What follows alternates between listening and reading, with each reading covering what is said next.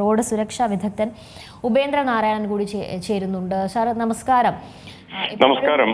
ഈ ഒരു ദുരന്ത വാർത്തകൾ പറയാൻ മാത്രമാണ് താങ്കളോട് സംസാരിക്കേണ്ടി വരുന്നത്, ഖേദം തന്നെ. പക്ഷേ എനിക്ക് ഏറ്റവും അറിയേണ്ട ഒരു കാര്യം, ഈ പാലക്കാട് ഒരു അപകടം സംഭവിച്ചിരിക്കുന്നത് ഒരേ ദിശയിൽ വരികയായിരുന്ന ഒരു ലോറിയും ഒരു സ്കൂട്ടറും.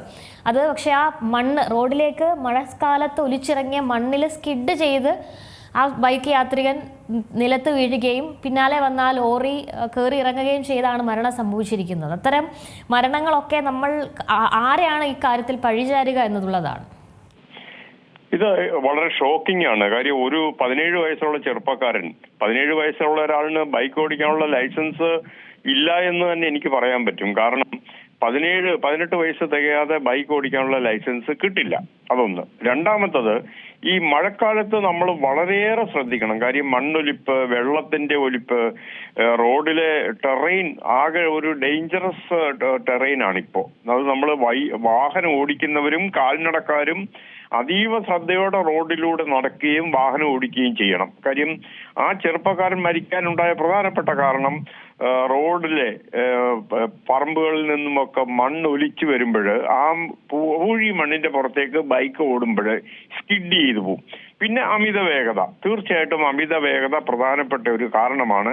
സ്വന്തം ജീവനോടൊരു കെയർ ആ ചെറുപ്പക്കാരൻ ചെയ്തിരുന്നെങ്കിൽ ഇന്ന് അദ്ദേഹത്തിന്റെ ജീവൻ നിലനിൽക്കുമായിരുന്നു. അതിനകത്ത് ടാങ്കർ ലോറിക്കാരനെ കുറ്റം പറഞ്ഞിട്ട് ഒരു കഥയില്ല. കാര്യം, ഇതിന്റെ പ്രധാനപ്പെട്ട കുറ്റം, മരിച്ചുപോയ ആൾക്കാരെ കുറ്റം പറയാൻ പാടില്ല എങ്കിൽ തന്നെയും ഇനി മരിക്കാതിരിക്കുന്നവരെങ്കിലും ശ്രദ്ധിക്കേണ്ട പ്രധാനപ്പെട്ട വിഷയം മഴക്കാലമാണ്. മണ്ണൊലിപ്പുണ്ടാവും, റോഡിൽ വെള്ളക്കെട്ടുണ്ടാവും, വെള്ളക്കെട്ടിനകത്ത് കുഴികളുണ്ടാവും. നമുക്ക് അൺഎക്സ്പെക്റ്റഡ് ആയിട്ടുള്ള ഒരു ഡേഞ്ചറസ് ടെറൈൻ ആണ് നമ്മുടെ കേരളത്തിൽ മഴക്കാലത്ത് ഉള്ളത്. അപ്പൊ ദയവ് ചെയ്ത് കണ്ണും പൂട്ടിക്കൊണ്ട് അമിതമായ വേഗത്തിൽ പോകരുത്. റോഡിൽ എന്തും സംഭവിക്കാം. പ്രത്യേകിച്ച് ഇങ്ങനെയുള്ള ടെറൈനിലെ വാഹനത്തിന്റെ സ്പീഡ് നിയന്ത്രിച്ച് പരമാവധി വേഗത കുറച്ച് പോയാൽ നമുക്ക് ജീവിതം മുഴുവൻ ആസ്വദിച്ച് ഈ കേരളത്തിൽ, സ്വർഗരാജ്യം പോലെയുള്ള കേരളത്തിൽ ജീവിച്ചിരിക്കാൻ പറ്റും. അതാണ് പാലക്കാട് സംഭവത്തിന് എനിക്ക് ഇനി ജീവിച്ചിരിക്കുന്ന ചെറുപ്പക്കാരോട് പറയാനുള്ളത്. നിങ്ങളുടെ ജീവൻ റോഡിൽ ഹോമിക്കരുത്, ഹോമിക്കാനുള്ളതല്ല. നിങ്ങൾക്ക് ഈ നാട്ടിൽ അനേക കൊല്ലക്കാലം സന്തോഷത്തോടെയും സൗഭാഗ്യത്തോടെയും ജീവിക്കേണ്ട ഒരു ഒരു ഒരു എന്താ പറയുക ജീവനാണ്. അത് നിസ്സാര കാര്യം കൊണ്ട് റോഡിൽ പൊലിയരുത്. കാര്യം, റോഡിലെ ടെറൈൻ നമുക്ക് പ്രതീക്ഷിക്കാൻ പറ്റുന്നതല്ല. മഴക്കാലത്ത് എന്തും സംഭവിക്കാം. അപ്പോൾ ബൈക്ക് ഓടിക്കുന്ന ആൾക്കാർ ലൈസൻസ് കയ്യിലുണ്ടാവണം. ലൈസൻസ് ഇല്ലാത്തവർ ബൈക്ക് ഓടിക്കരുത്.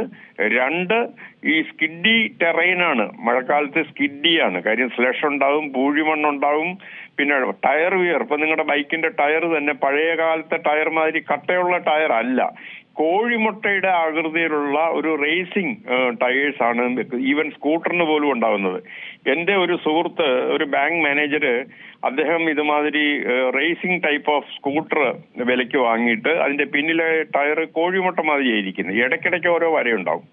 ഇപ്പോ അദ്ദേഹം ക്രാഷായിട്ട് അദ്ദേഹത്തിന്റെ ഫേസ് കംപ്ലീറ്റ് പൊളിഞ്ഞ് ആശുപത്രി കിടക്കുകയാണ്. അപ്പൊ എനിക്ക് എല്ലാവരോടും പറയാനുള്ളത്, 2 വീലർ ഓടിക്കുന്നവർ നിങ്ങളുടെ പിന്നിലെ ടയർ നിർബന്ധമായിട്ടും പഴയ കാലത്തെ കട്ടയുള്ള റേഡിയൽ ടയർ മേടിച്ച് പിടിപ്പിക്കണം. ഈ റേസിംഗ് ടൈപ്പ് ടയർ മേടിക്കരുത്, അത് പിടിപ്പിക്കരുത്. അതിന് ഗ്രൂ ഇല്ല. അതാണ് ഇപ്പൊ നിങ്ങൾ വാങ്ങുമ്പോൾ ശ്രദ്ധിക്കുക, കോഴിമുട്ട ഷേപ്പിലുള്ള ടയർ വാങ്ങരുത്. അത് ഡ്രൈ കണ്ടീഷനുള്ള ടയറാണ്. കേരളത്തിലെ പ്രത്യേക കാലാവസ്ഥയ്ക്ക് അത് യോജ്യമല്ല. അടുത്തത്, കോഴിക്കോട്ട് ഇപ്പൊ ബസ് അപകടം ഉണ്ടായി. ഈ 2 വീലർ ഓടിക്കുന്നവരെ നമ്മളെല്ലാം കാണുന്നത് അക്ഷമരാണ്. അവരെവിടെയോ പരക്കം പായുകയാണ്.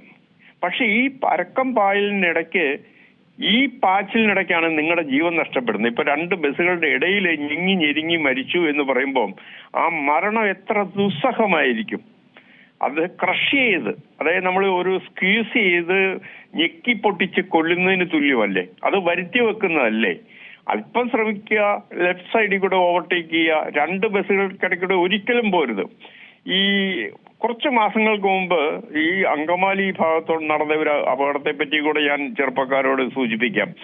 2 ട്രെയിലറുടെ ഇടയ്ക്കൂടി എറണാകുളത്ത് ഫുട്ബോൾ മാച്ച് കാണാൻ വേണ്ടി 2 ചെറുപ്പക്കാര് ബൈക്ക് എടുത്തോണ്ട് ട്രെയിലറിന്റെ ഇടയ്ക്കൂടെ കുത്തി കയറ്റിപ്പോയി.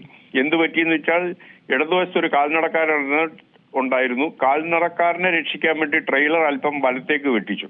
അപ്പോൾ ഇതേപോലെ തന്നെ ക്രഷ് ചെയ്ത് അതിന്റെ അടിയിൽ വീണ് ഈ 2 ചെറുപ്പക്കാരും മരിച്ചുപോയി.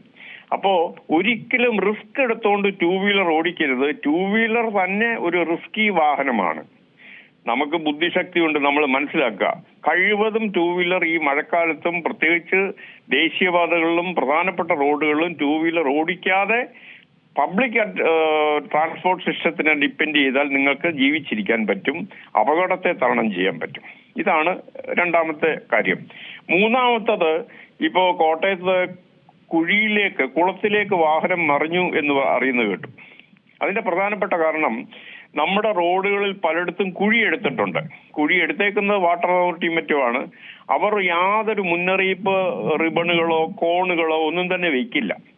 അപ്പോ എന്താണ് ചെയ്യേണ്ടത് എന്ന് വെച്ച് കഴിഞ്ഞാൽ, വാഹനങ്ങൾ ഓടിക്കുന്നവർ വെള്ളത്തിലൂടെ വാഹനം ഓടിക്കുമ്പോൾ മുന്നിലൊരു കുഴി ഉണ്ടാകും എന്ന് പ്രതീക്ഷിച്ച് ഓടിക്കണം.